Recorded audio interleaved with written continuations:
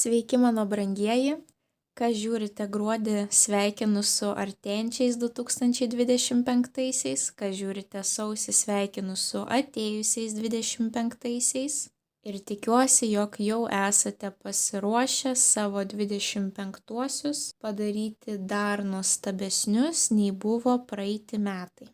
Taip pat noriu pradžiuginti su pasibaigusiu retrogradiniu Merkurijumi. Sausio mėnesį nebejausite nei retro Merkurijaus, nei jo retro šešėlinio poveikio, viskas eina pirmyn. Tai reiškia keletą mėnesių iki kito retrogradinio Merkurijaus yra puikus laikas naujoms pradžioms. Eiti į naują darbą, imtis naujų projektų, atsidaryti savo verslus, įsigyti brangius pirkinius, persikraustyti į kitą vietą, į kitą šalį, aplikuoti į studijas. Žodžiu, viskas, kas jums atrodo svarbu ir kas susijęs su naujomis pradžiomis, visko galite imtis. Kai žiūrite mane pirmą kartą, noriu informuoti, kad mano prognozes reikia žiūrėti pagal savo 3 pozicijas, tai yra Saulės ženklą, ascendento ženklą ir Mėnulio ženklą.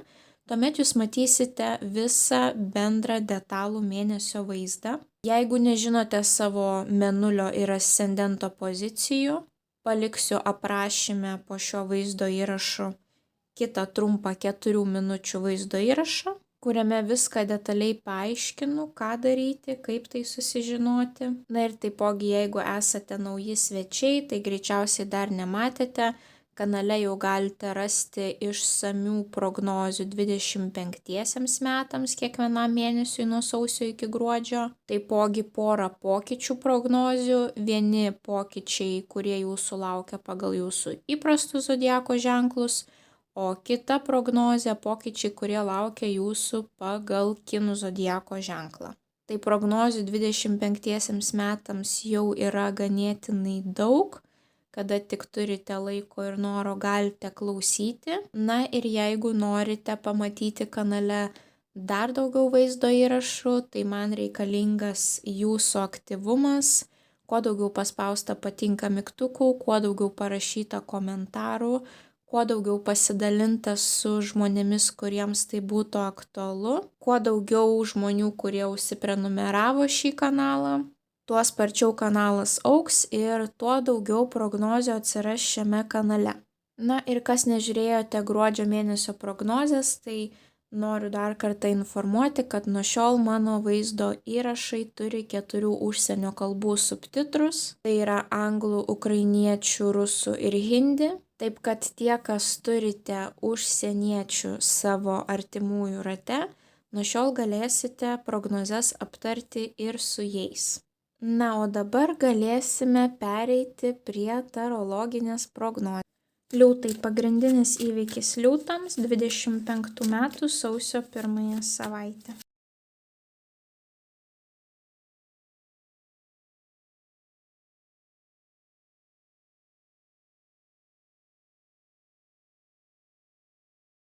Bei vienas patarimas liūtams apie jų sausio mėnesį. Na ką, liūtai, pažiūrėkime į jūsų sausio mėnesį. Pirmas 3 savaitės iškrenta po vieną teigiamą didįjį arkaną, taip, tiek čia, tiek čia, tiek čia. Tai reiškia, savaitės gali būti svarbesnės, taip, ir įvykiai kažkokie tais rimtesni. Bet apskritai tai kortos labai gražios, pozityvios, tai pradėkime nuo pirmosios savaitės ir pasižiūrėsime, kas čia pas jūs vyksta. Pirmąją savaitę jums iškrito didysis arkanas sėkmės fortūnos ratas. Tai yra sėkmės korta, kai nesitikėjote ir, sakykime, tas ratas pasisuko kažkur tais jūsų naudai, tai pasisuko kitu kampu. Čia ne tas, dėl ko jūs dirbote, o tokia netikėta sėkmė, kur net nesitikėjote, kad situacija gali pakrypti būtent tokiu kampu. Prie to paties jums iškrenta taurių 10, šeimos harmonijos korta. Jeigu ne šeimos, tai būtent poros. kadangi tai yra keleto žmonių indėlis į bendrą tą kraitį, taip, kai jūs atiduodat 100% kiekvienas savęs, taip, ir gaunate labai pozityvų rezultatą. Galbūt tai laikas su šeima, taip, ir sėkmingesnis laikas negu jūs tikėjotės. Kažkokia tai harmonija, ramybė, džiaugsmas, taip, matome 2 vaikus, vyrą, moterį, visi patenkinti, taip. Fortūnos ratas ir gali rodyti, kad netikėtai sėkmingai kažkaip įvyko tas susitikimas, sėkmingiau negu tikėtasi, taip.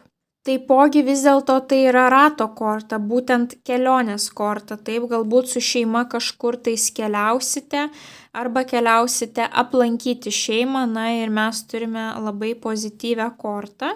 Ir prie to paties dar iškrenta monetų 7, yra finansinė korta, jau kai turite kažkokį tais derlių, kurį galite skinti. Tai galbūt tas derlius susijęs su šeima, taipogi tai yra investicijų korta, taip.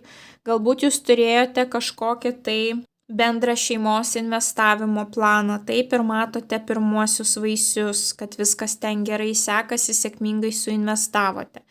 Galbūt kažkokie tais šeiminiai pirkiniai, šeiminiai pardavimai, taip, galbūt kartu su šeima galvosite apie finansinius reikalus, taip. Galbūt tik dalį pasiliksite savo, o likusias šeimos kažkokias tai santaupas nuspręsite kažkaip tais panaudoti. Nes būtent monetų 7 yra jau gera finansinė padėtis, taip. Kai jau jums galbūt net nereikia kiekvieną dieną eiti į darbą, taip, pas jūs gali būti kažkokios tai pasyvios pajamos, gali būti kažkoksai tai jūsų verslas, taip. Net jeigu jūs dirbate samdomą darbą, jūs žinote, kad jūs jau pasiekėte, tikrai aukšto lygio, taip, ir tos pajamos yra stabilios ir aukštos kiekvieną mėnesį.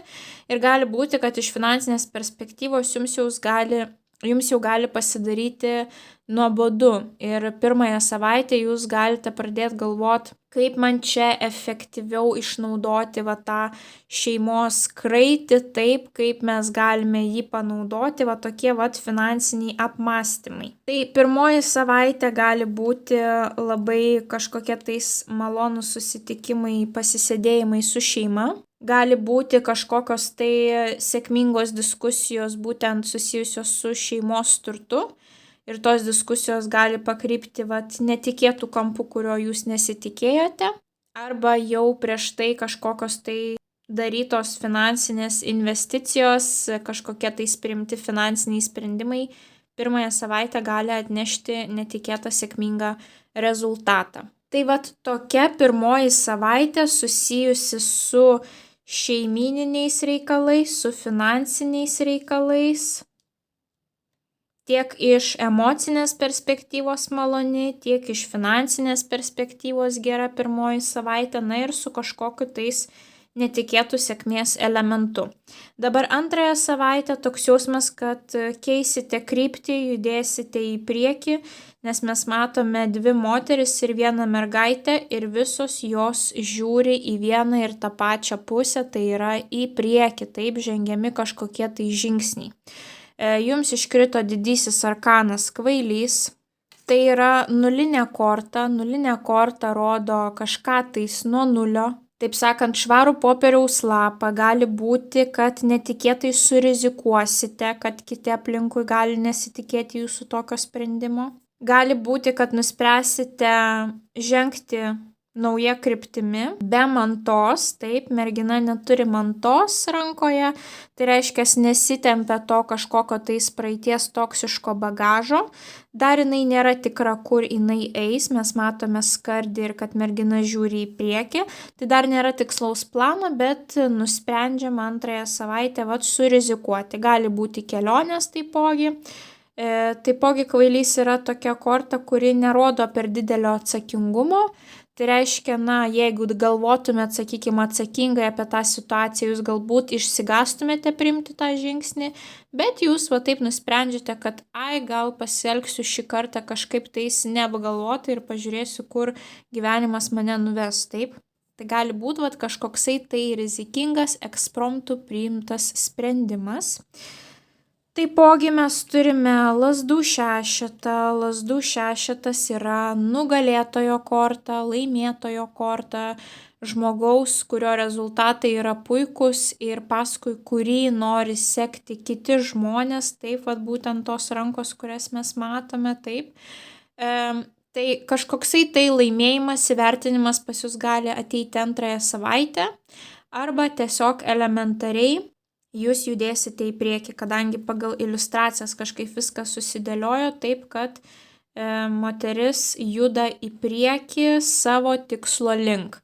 Tai gali būti kažkokia tiesiog tokia situacija, kad arba jūs kraustysitės kažkur tais, ar jūs turėsite kažkokią kelionę netikėtą, taip, arba jūs tiesiog atversite naują etapą savo gyvenime, taip, sausis, kaip tik metų pradžia, nuspręsite priimti kažkokį tais kitiems netikėtą ir nelauktą sprendimą. Ir prie to paties mes turime lazdų valetą. Lazdų valetas vėlgi mes matome mergaitę, kuri tyrinėja, bando pažinti pasaulį, taip. Valetai pas mus susiję su pirmais žingsniais, kai mes elgiamės kaip vaikai, nežinome, kur einame, pavyzdžiui, persikraustame į kitą miestą, nesuprantame, kaip veikia viešasis transportas, nesuprantame, kur reikia eiti, taip, tokie, kai jaučiatės kaip vaikas, kai kažko nesuprantat, kai kažko tais nemokat. Ir lazdų valetas būtent susijęs su fiziniais pirmais žingsneliais, taip, vėlgi kažkokie tais fiziniai nauji dalykai. Vėlgi, netikėta kelionė, netikėtas persikraustimas, galbūt sprendimas pradėti užsiiminėti kažkokia tais fizinė veikla, kurios anksčiau neturėjote net savo galvoje, tai pavyzdžiui, nusprendėte, nauji metai, o taip netikėtai ir užsirašysiu į kažkokius tai pilateso užsiėmimus, taip. Vėlgi visos 3 kortos gali rodyti keliones, kadangi jos yra tokios labai aktyvios, judrios, taip. Taipogi kažkam tai gali būti susiję su vaikais, kadangi kvailys gali rodyti tokį neatsakingą žmogų, kaip vaikai pas mus yra. Ir taipogi valetas pas mus yra vaikų korta, taip, ir čia turime nugalėtojo kortą. Tai kažkas džiaugsmingo gali būti susijęs su jūsų vaikais, jeigu turite vaikų, galbūt jūs didžiuosite savo vaikų kažkokiais pasiekimais antrąją savaitę, galbūt jūs turėsite kažkokią kelionę su savo vaikais, taip, arba patys nuspręsite, kad užtenka sėdėti aukos vaidmenyje, imu vadžias į savo rankas ir bandau kažką tais rizikuoti, daryti naujo. Bet antroji savaitė tai pas jūs labai užsidegusi, labai ryžtinga, tikrai energetika labai tokia ugninga, kaip ir jūsų zodiako ženklas, taip. Tuomet trečioji savaitė pas jūs iškrito vėlgi visos 3 ugningos kortos, ugnies stichijos. Ir viskas prasideda su lazdų 5, tai yra konkurencijos korta. Ar darbe, ar studijose, ar asmeniniam gyvenime, kažkur pas jūs bus konkurencija. Pavyzdžiui, jeigu turit savo verslą, taip, konkuruosite su kitų žmonių verslais. Bet tas rezultatas bus puikus, nes jums iškrenta Saulė, didysis arkanas, ką rodo Saulė, pozityvumą, gerą nuotaiką, padidėjusi populiarumą, kai į jūs atkreipia dėmesį, nes jūs tiesiog spindite, švytite kaip saulytė, taip.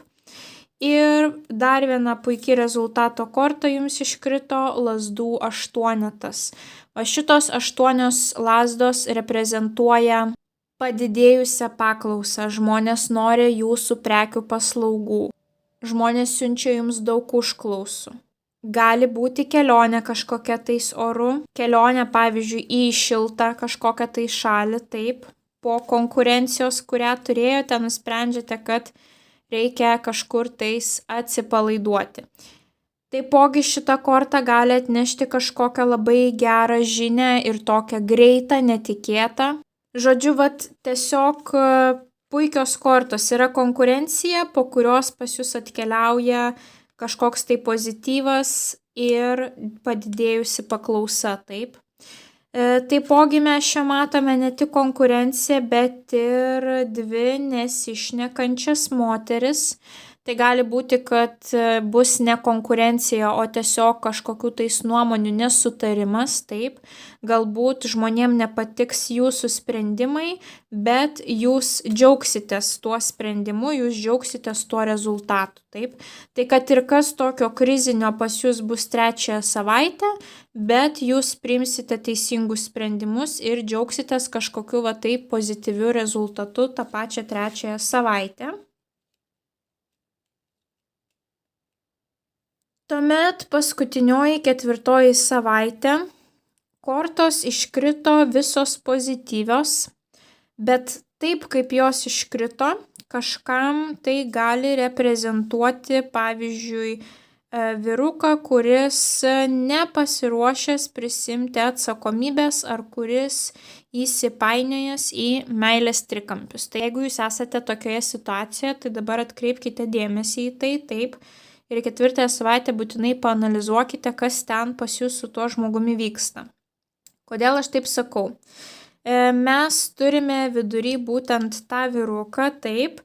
Taurių riteris, vyrukas, kuris yra vedamas būtent savo emocijų, jausmų, jisai gali daug ko prižadėti, jisai gali prisisvajoti, bet visa tai vyksta iki kol jo jausmai yra būtent tame pike aukščiausiame taške, taip, tada jisai jums visko prižadės, dovanomis apipils, gražiais žodžiais ir planais į ateitį apipils. Bet ką mes turime iš šonų? Mes turime taurių trejetą ir mes turime monetų šešetą. Pasižiūrėkite, kaip skiriasi energetika. Taurių trejetas yra kažkokios tai linksmybės, susibūrimai, geras laikas su draugais, geras laikas su kažkokiais tai pažįstamais, šventės, gėrimai. Na, žodžiu, tokia atsipalaidavimo korta. Ką mes turime čia? Monetų šešetą, kaip matome, kažkokie tais finansiniai įsipareigojimai, kažkam tais reikia atiduoti dalį savo pajamų, taip, kažkuo reikia pasirūpinti, nes yra žmonių, kuriems reikalinga pagalba, taip. Ir pasižiūrėkite būtent į kurią pusę yra pakrypęs šitas vyrukas. Jisai žiūri į tuos įsipareigojimus viena akimi, taip. Parodysiu, kad jums aiškiau matytųsi. Jisai žiūri į tą pusę, mato, kad lik ir pas jį yra tie įsipareigojimai, bet jisai yra traukiamas savo emocijų, savo jausmų. Ir jisai keliauja į tą pusę, kur nėra tų įsipareigojimų, kur nereikia prisimti atsakomybės, taip.